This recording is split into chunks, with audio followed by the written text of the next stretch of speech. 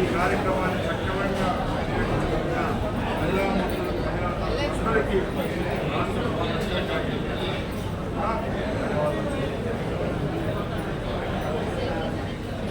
మేము ఒకటే చెప్తున్నాం, ఎప్పుడైనా సంస్థ మెండుగా సేవలు అందించాలంటే ఆ సంస్థకు సంబంధించిన వనరుల యొక్క సమకూర్పు కూడా జరగాలి. దానిలో భాగంగానే గత 5 సంవత్సరాల్లో ఎక్కడ అది కూర్చోలేదు కాబట్టి ఎప్పుడు మా ప్రభుత్వం సంపాదించిన తర్వాత ఏపీఎస్ఆర్టీసీలో ప్రఖ్యాతి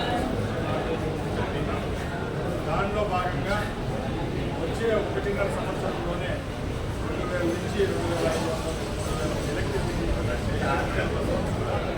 ఏపీఎస్ఆర్టీసీలో సమకూర్చడం జరుగుతుంది.